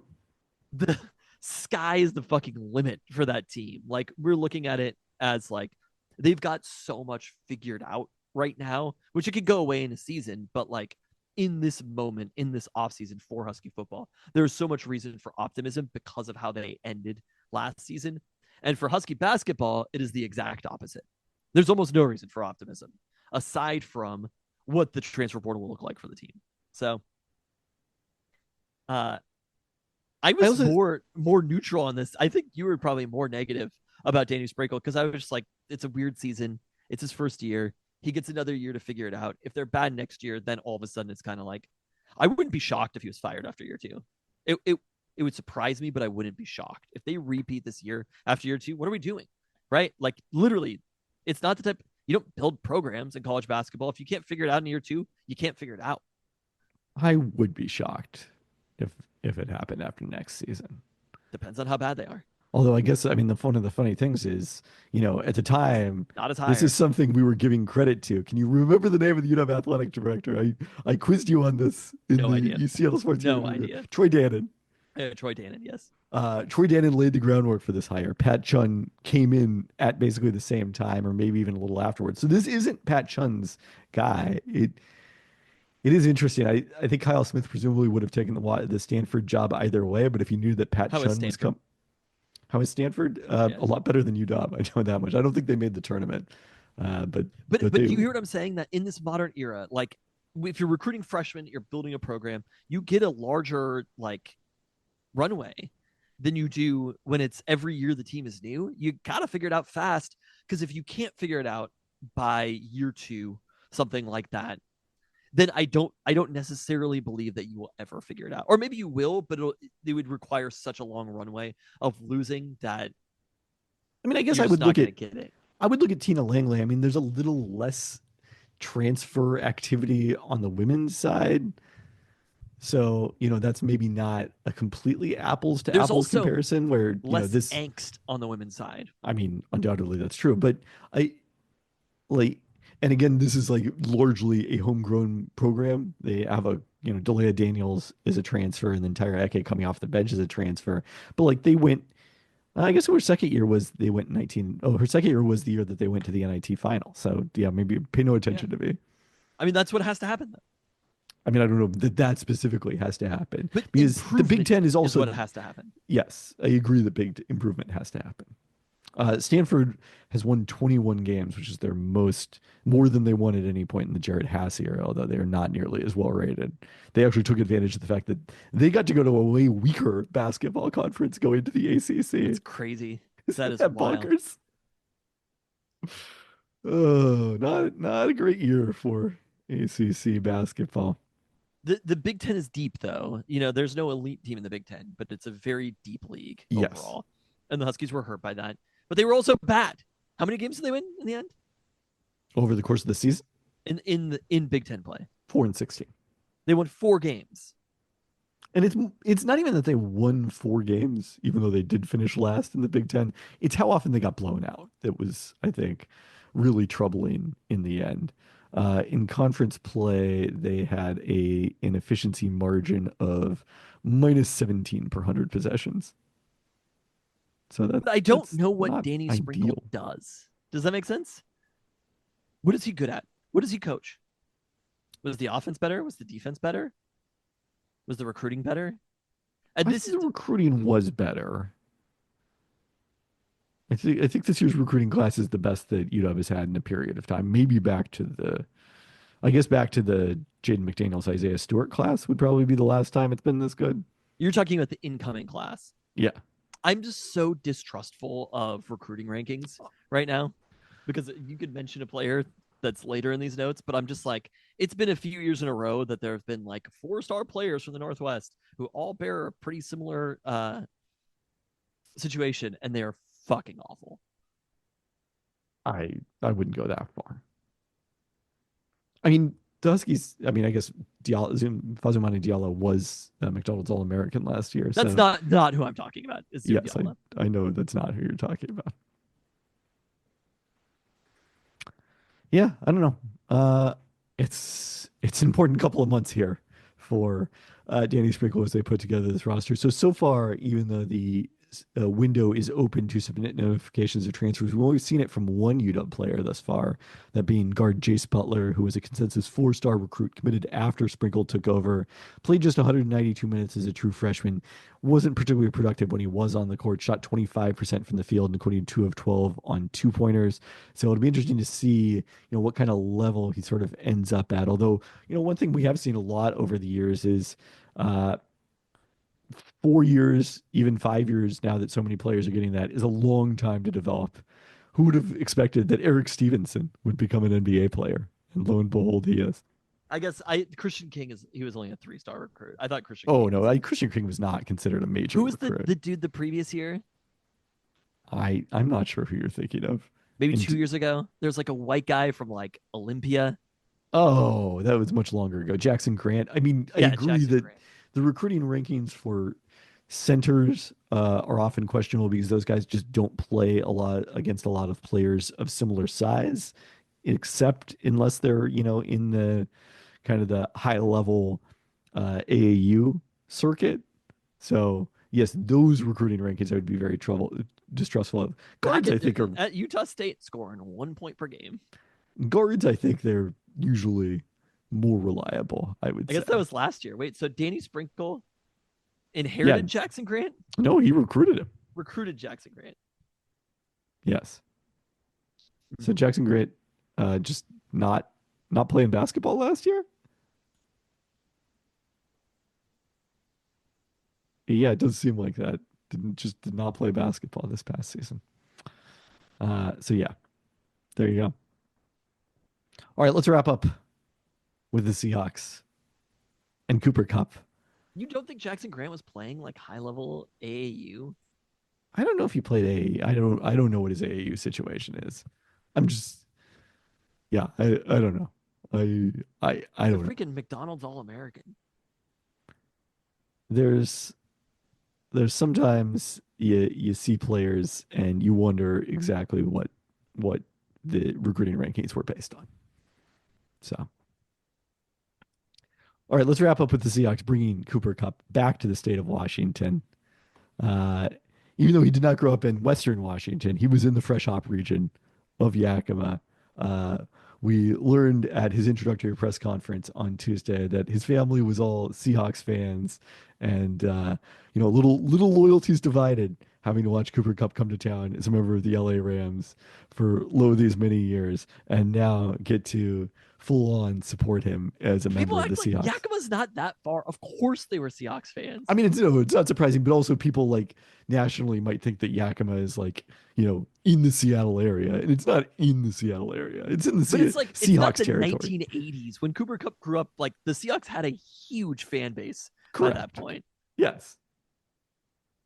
Like they weren't going to be 49ers fans. Pretty much any person, here's what I'll say. Any person raised in I'm not even going to say the tri-state area because I think Idaho gets a little bit questionable, but most people in Oregon, at least like halfway through Oregon and Washington, who were born after the year 2000 or something, or after the year 1998, But are Seahawks fans. His dad was a Seahawks fan, so this Even before predates Cooper Yes. Cup. But like the fan Predates base the good is era. large enough now that there's a bigger gravity to the Seahawks than maybe there was from people who are like 80s fans. In case you were wondering, the Seahawks passed on Cup twice in the 2017 draft when they traded down and took Malik McDowell at number 35, and then Ethan wondering. Posick at 58. Cup went pick 79 to the Rams. But where could the Seahawks have scouted him? It's not like Cooper Cup had an enormous game in Seattle or anything. That didn't happen. To give John Schneider credit, yes, there's a lot of players. Obviously, many teams passed on Cooper Cup. Exactly. Like he was the 79th pick. Yes, the Seahawks passed on him twice. Who knows? Malik McDowell. Like it could have been a completely different career, yes. obviously. Ethan Posick, I don't know if it could have been that much different a career. Cup peaked in 2021 when he was Offensive Player of the Year, nearly reached 2,000 yards, also led the NFL with 16 touchdowns before winning Super Bowl MVP after having 8 catches for 92 yards and 2 touchdowns against the Bengals, who Tristan thinks would have been like the 10th best team in the NFC that year. He had 6 touchdowns in 4 playoff games. Best team in the AFC that year. Had Not 6 the 10th touchdowns best, but in 4 playoff games that year, including, I believe, the game winner in Tampa Bay. But just hasn't been the same since that magical season. He's played 33 total games over the past 3 seasons, and his yards per target have declined quickly from 10.2 in 2021 to 8.3 in 2022, 7.8 in 2023, and then 7.1 last year. Has also seen his target share drop the last 2 seasons with Puka Nacua's emergence as a number 1 wide receiver. So this is 2021, the 2021 season? Yeah. Were you disputing that? No, I'm just. Does it seem longer ago or more recent? No, the Bengals were 16th in DVOA. Okay, fine. And you don't want to put an asterisk next to the Super Bowl. Anyway. I mean, lots of other teams had the chance to beat the Bengals too. And lots of other teams had the chance to beat the Rams, and none of them did. So I think the number one thing, like, obviously we're excited to have Cooper Kupp and, that element. Just how much he helps the Seahawks roster is a little bit more questionable, I think, than they might indicate based on the performance the last couple of years. His career, honestly, like looking at his stats overall, the 2021 season, he's a one-time Pro Bowler. It is I'm actually kind of surprised that the numbers aren't better overall. I mean, he's only been over 1,000 yards 2 times, and then he just has this one season right in the middle with like freaking Jerry Rice like numbers. I mean, part of his injuries, he did have some much stronger seasons that the total wasn't that great because of, he only played 8 games in 2018, his second year, when he averaged 10.3 yards per target. Kind of came on late as a starter as a rookie. So, some of those could have been bigger statistical seasons. I just, in my head, I felt like he had probably like 5 years where he was well over 1,000 yards. Yeah. I guess 2018 was it an ACL? He had a serious injury in 2018, then was a candidate for comeback player of the year the following year. Which is also a great season, 2019. I mean, yes, it's an outlier. Cooper Kupp's a good football player. Oh, wow. Did you realize he tore his ACL against the Seahawks? I did not know that. I kind of remember that. It's a long time ago. But all I remember is that Rashad Penny's ACL happened against the Rams. So. The injuries have obviously been a factor. Cooper Kupp's a good football player, though. And Wow, he had a monster game against the Seahawks last year. I'd forgotten that too. 11 catches, 104 yards, and 14 targets. You know, we talked beforehand about how basically every signing that the Seahawks have taken this year is a swing, and this is obviously one of them. What is the get off number after 1 year? We don't know. We don't know anything about the structure of this contract. It's Okay, just been reported 3 years, 45 million. We don't even know the guarantee total. So it's now so that he's strange. officially been signed, we should get some details on that. Okay, I mean that'll be fascinating to see. Like the expectation for the team has to be that they're able to get off this deal after a single year, which I'm sure will be the case for not an obscene amount of money. Yeah. Uh, they just needed another receiver right now. You know, like they're going to go into the draft. The only thing that makes me nervous about it is your argument that you think they're less likely to draft a receiver in the first or second round because of the Cooper Cup signing. And I think that would probably be bad process. We'll see who's out there. We don't know going into it. This could still be part of the Seahawks being like, we are going to be set at every position before the draft. But I mean, that I think doesn't. Marquez Valdes-Scantling fit that template more than Cooper Cup to me. So to break down my argument that I've made to you offline, my argument is we're talking about an offensive coordinator in Clint Kubiak who uses multiple wide receivers less than basically any other offensive coordinator in the NFL. It's a lot of two wide receiver sets. So already in having, 3 proven NFL receivers, you've got a lot, I would say, for his system. I And then guess the other element, I guess, is just the flip side. Still haven't done anything on the offensive line. It feels very likely that they're going to address the offensive line multiple times early.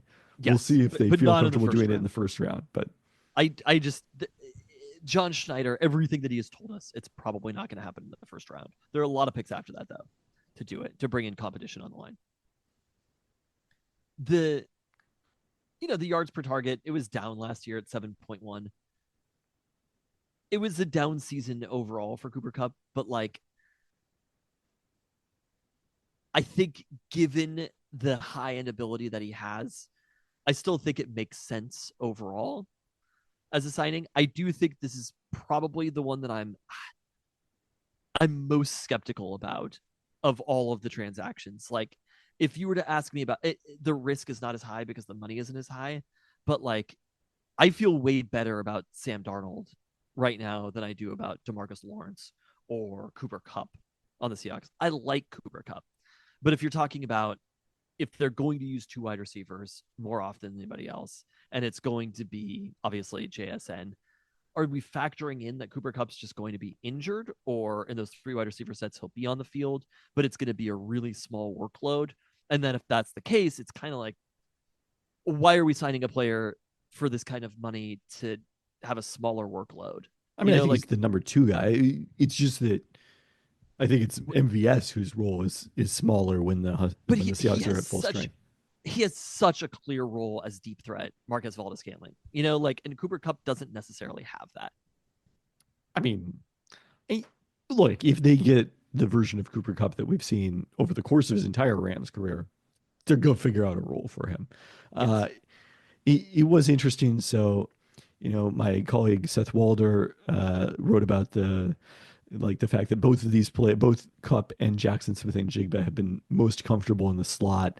Yes. Cup was aligned as a wide receiver 38% of the time, according to tracking last year. JSN 20% of the time. So Cup downplayed those concerns, I think, at the introductory press conference, said, a lot of those in the Rams offense, it wasn't even a clear distinction between who was the slot receiver and Yes. who was the outside wide receiver.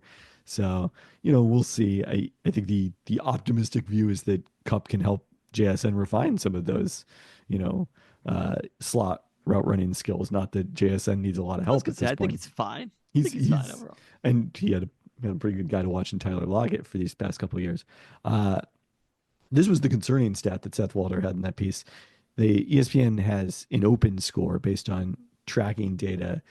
Cups was 76 in 2021, which is still surprisingly low. I guess a lot of contested catches in there. It dropped to 37 last year.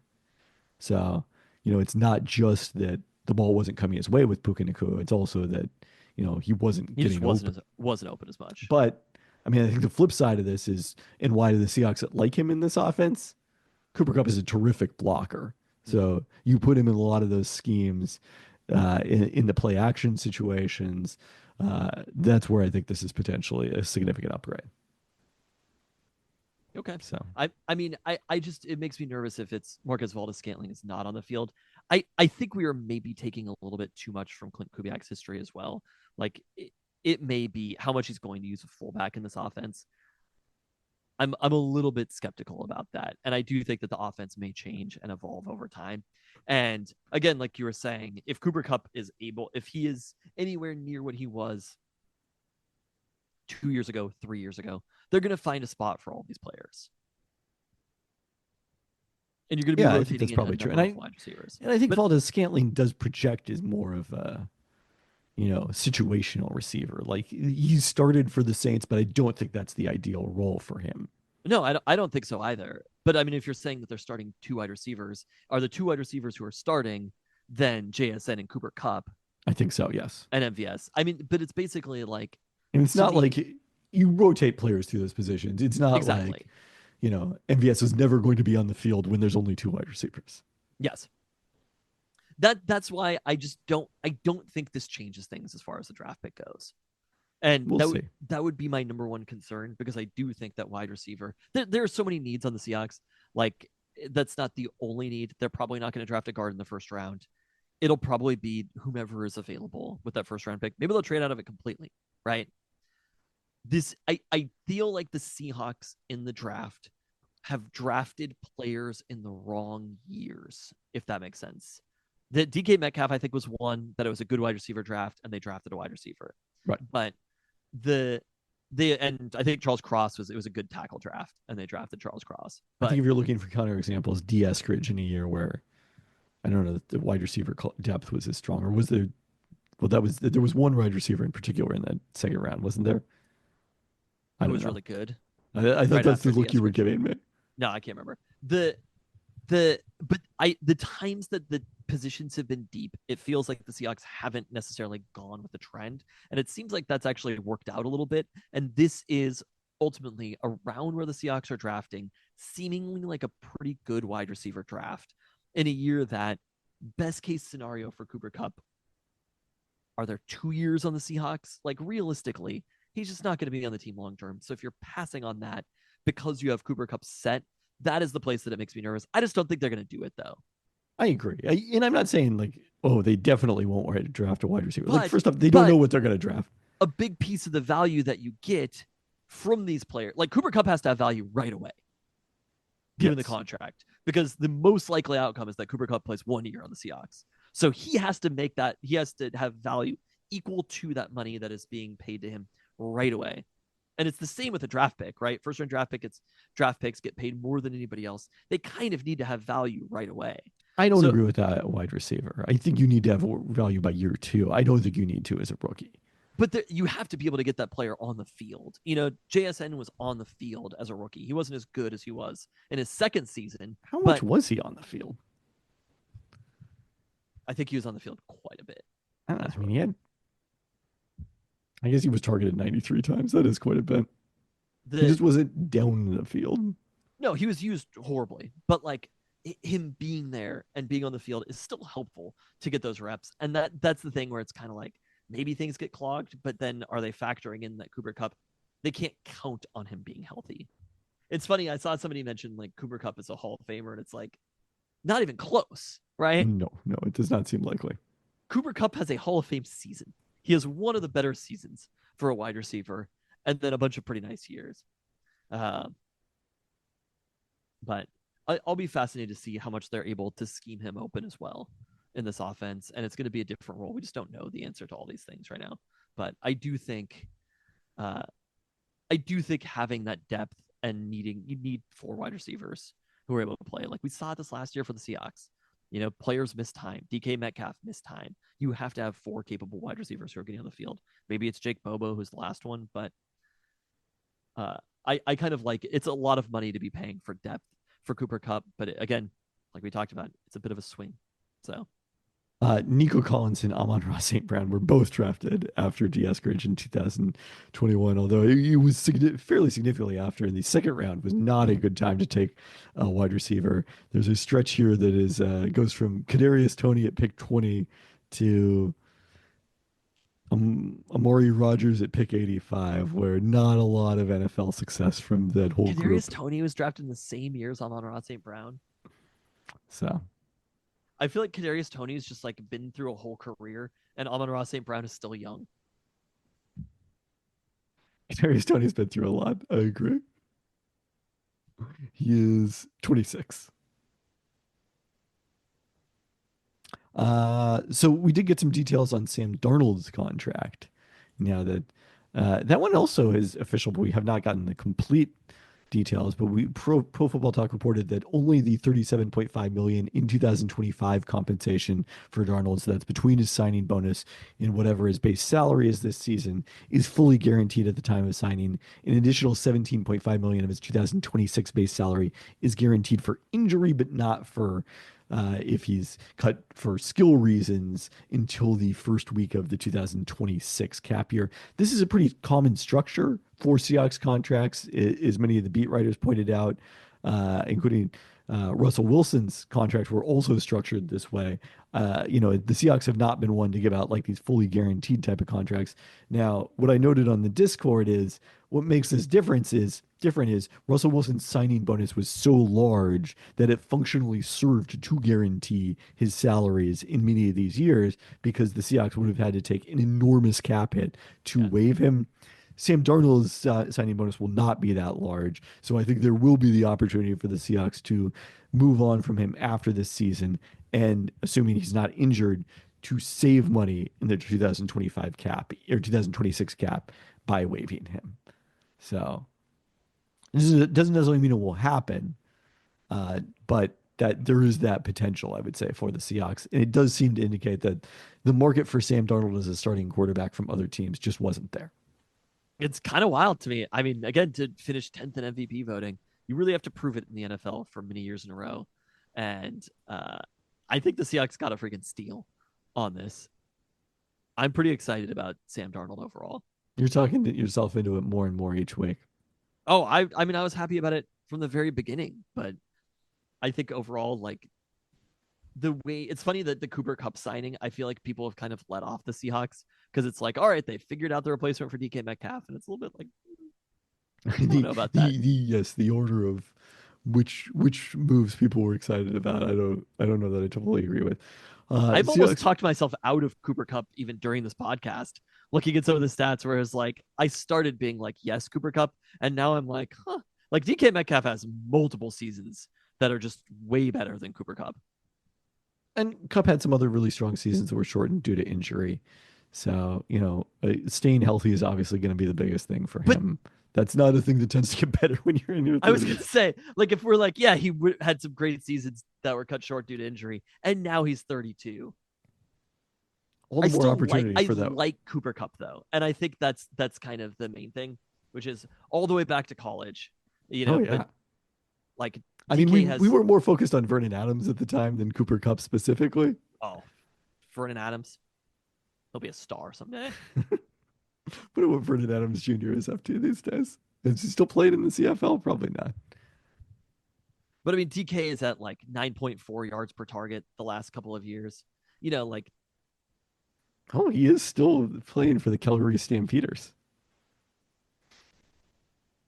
There you go. There were a couple seasons where DK was over 1,000 yards for his in like the 7.4 range on the yards per target, which wasn't necessarily that much better. He obviously has no season that's anywhere close to the Cooper Kupp 2021 season. And so that's something that he is capable of. And I do think that playing opposite Puka Nacua, your open rate, like Puka Nacua was rated the best wide receiver in the NFL. And I feel like Cooper Kupp had to have been helpful at that in some capacity.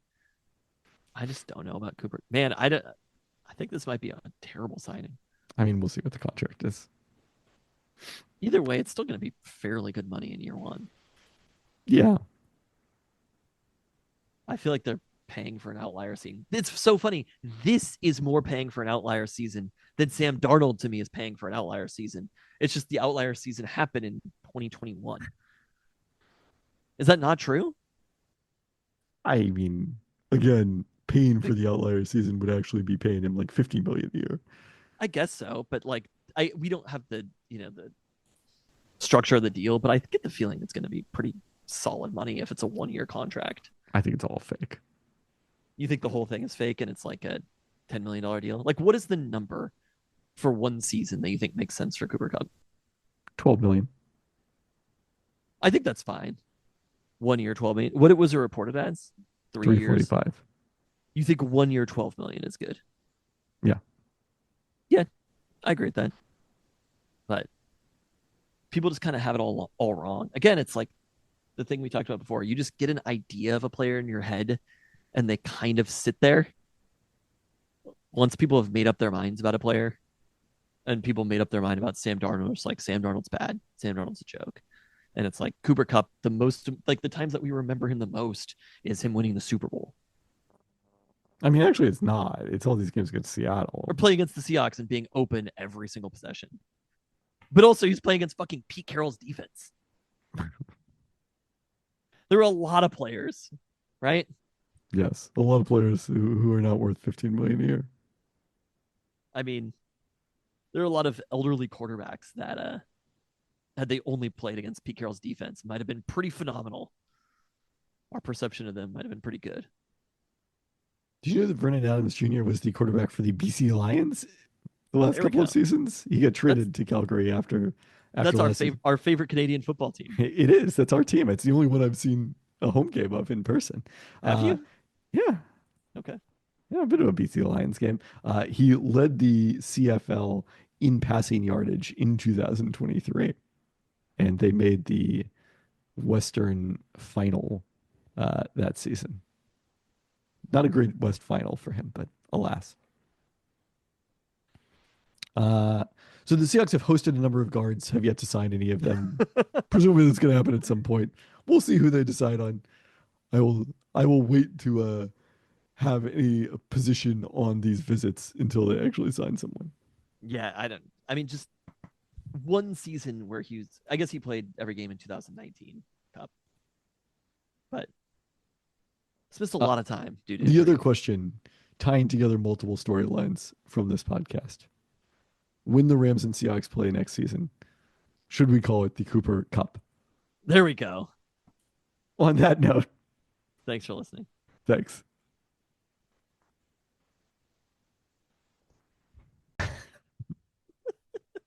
Well, the good news is they can hear all of them. We're watching this show, Apples Never Fall. It came out a long time ago. I think it came out last year on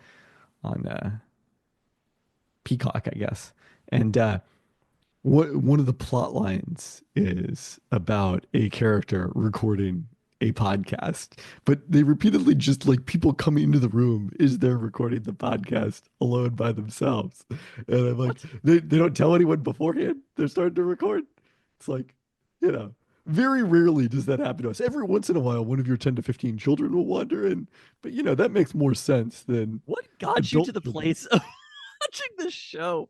47% on what is the Rotten Tomatoes? 48% on Rotten Tomatoes. It's a Peacock original starring the guy who was on The Office after everybody stopped liking The Office. That's not how we refer to Jake Lacy. Was he on The New Girl or something?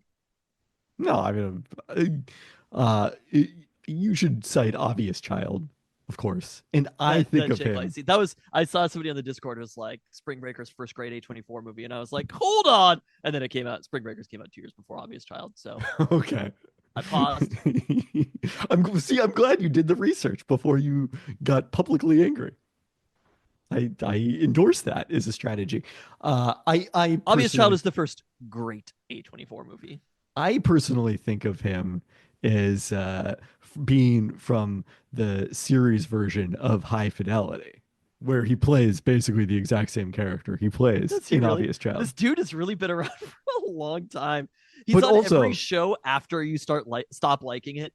Well, the 4th and 5th seasons of Girls, where I'm like, I don't even know if I remember him on Girls. White Lotus, he was season 1. Yes, he was in the first season of White Lotus before White Lotus. And I would say that not I mean, I would agree that White Lotus is peaked so far in season 2. Jake Lacey is replacement level actor. Oh, this is offensive. I wanted the series to be more centered around Jake Lacey and Allison Bray. I enjoying their interactions. Is that why you're watching this other show? Because they're both on. I have literally, like, sometimes you hear about a TV show and you're like, oh yeah, I've heard of that. Apples never fall, not once. I had not heard of it before we began watching it, I'm afraid. I mean, it's not. I like also that you described it as old because it came out a year ago. Well, I'm just saying it's not like it's not freshly out of the oven right now. What's your review of it? Uh, it's very watchable. That's all right. I've defended the movie The Electric State to no one. No one's ever asked. But in my head, every second that I've watched it, I've been like 2 thumbs up. Do you know about this movie? I don't. It's like Netflix all-time bomb. Oh, really? Well, I don't know how to describe it because I don't think it's a bomb because I think Netflix is fine with it. But it stars Millie Bobby Brown and Chris Pratt. Can you imagine a time where given where we started with Chris Pratt, that I would find Chris Pratt to be just like a very, very like fine in the movie, but really annoying as a person? That was just like not on the list of things. I feel like we got milkshake ducked by Chris Pratt, but no, I would not say that. I think we got overexposed to Chris Pratt, but I would never say anything negative about any actor with ties to the Seattle area or who's a Seahawks any fan. actor. So be careful what you. Well, okay, what yes. you're saying. I feel like I'm not saying that. You I'm going to look up some I mean. political views of Jim Caviezel here. Just hold on. Jim Caviezel comes up way more often than he should. Does he? Shouldn't he come up a lot? He went to Kennedy. He's not exactly like. I like your argument is that we don't person. talk about Jim Caviezel that much. Your argument is that we shouldn't be talking about Jim Caviezel a lot. I mean, Jim Caviezel was basically in our backyard. Since 2021, Caviezel has repeatedly publicly endorsed elements of. So funny. Okay, anyway, the TV show. But this cast is great. Brian Sam Cox, Stanley and Tucci, the Electric State. Yeah, It had a Harrelson. 15% on Rotten Tomatoes. It doesn't always work. Ki Kwan. Honestly, like if the worst insult, I think like critics were trying to Giancarlo Esposito, and to Jenny Slate. Wow, speaking of obvious child, there you go. She's great in it. I was like, who's the voice of that robot? And I was like, no, Jenny Slate. Cheers to you. Critics were trying to basically like everybody was dunking on it, right? It was like Airplane, like right after he taught them basketball, and by dunking on it so hard from the critics, I was like, I have to watch this movie. Ignoring would have been worse. That's the thing. It's Paul Anka's guarantee always works. Just don't look. If you want something to go away, just don't look. I agree. That's why we don't discuss Jim Caviezel on the podcast.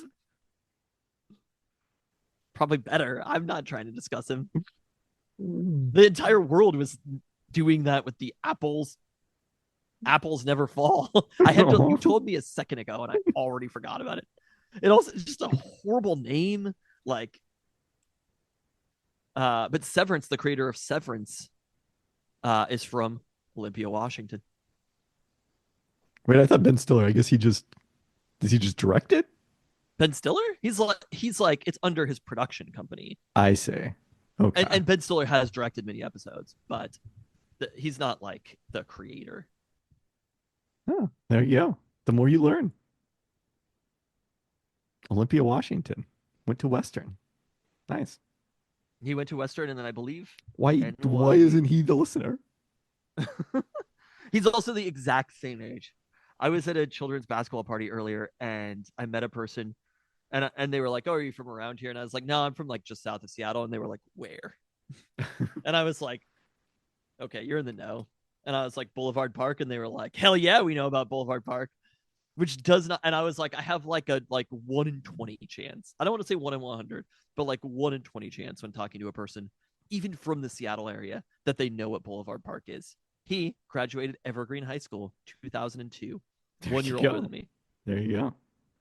He was deep in it. He was like, Did oh you yeah. did you pitch the podcast? I don't think I've pitched the podcast to a single person in my entire life. I like that you have Ever. I don't want to say ever, but I'm Like always the amount of people who know that I host a podcast that I know in the real world is a small fraction. I'm embarrassed by us. to think that you're the person who should be embarrassed by us. People really liked. We were re-listening to last week's episode, as we have done once of times, and when I said With I your was family. talking about the Celebrity Jeopardy thing, and I was like, if there's a category for very minor celebrity, and Keelan was like, oh, that's cold, and I was like, I didn't think that. I thought it was just like that's like a normal Peltoncast joke. I would definitely say that about myself. Yeah, and I was like, do you think that Al's on Mina Kimes level? I'm not like walking around thinking I'm like an important person. Even I felt like it was actually a compliment to call I agree. you a very minor celebrity. The Word was in there. Welcome back to episode 15 of Apples Never Fall. Wait, no. Oh, wait. What's the name of the podcast? Episode 15 of Apples Do Fall, an Apples Never Fall recap podcast. I'm your co-host, Kevin Pelton.